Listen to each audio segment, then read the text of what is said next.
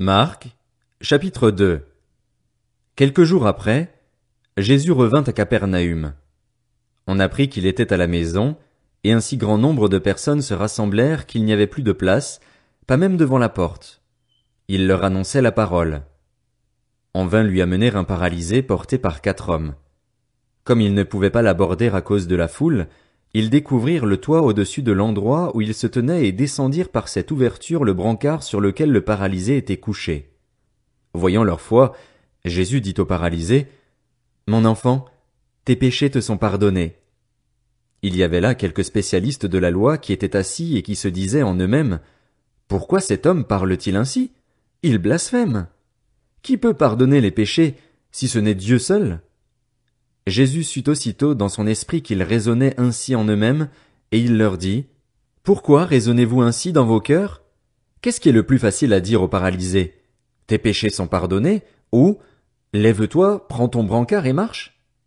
Afin que vous sachiez que le Fils de l'homme a sur la terre le pouvoir de pardonner les péchés, je te l'ordonne, dit-il au paralysé, lève-toi, prends ton brancard et retourne chez toi.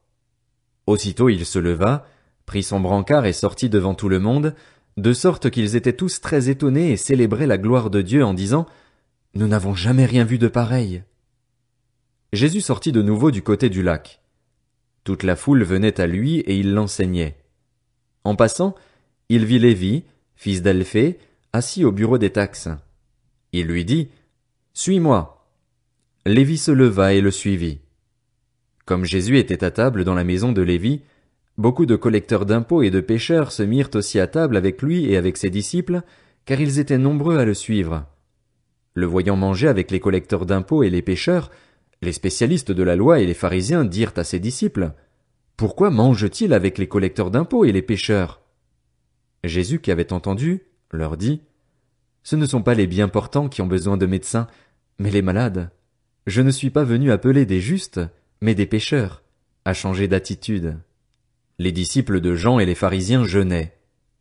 Ils vinrent dire à Jésus, « Pourquoi les disciples de Jean et ceux des pharisiens jeûnent-ils, tandis que tes disciples ne jeûnent pas? » Jésus leur répondit, « Les invités à la noce peuvent-ils jeûner pendant que le marié est avec eux?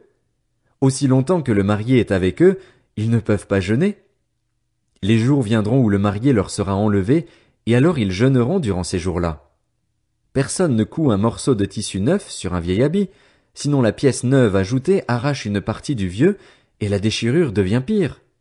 Et personne ne met du vin nouveau dans de vieilles outres, sinon les outres éclatent, le vin coule et les outres sont perdues. Mais il faut mettre le vin nouveau dans des outres neuves. » Un jour de sabbat, Jésus traversait des champs de blé. Tout en marchant, ses disciples se mirent à arracher des épis. Les pharisiens lui dirent, « Regarde, pourquoi font-ils ce qui n'est pas permis pendant le sabbat? » Jésus leur répondit, « N'avez-vous jamais lu ce qu'a fait David, lorsqu'il a été dans le besoin et qu'il a eu faim, lui et ses compagnons? Il est entré dans la maison de Dieu, à l'époque du grand prêtre Abiatar, a mangé les pains consacrés qu'il n'est permis qu'aux prêtres de manger et en a même donné à ses compagnons. Puis il leur dit, « Le sabbat a été fait pour l'homme, et non l'homme pour le sabbat, de sorte que le Fils de l'homme est le Seigneur même du sabbat. »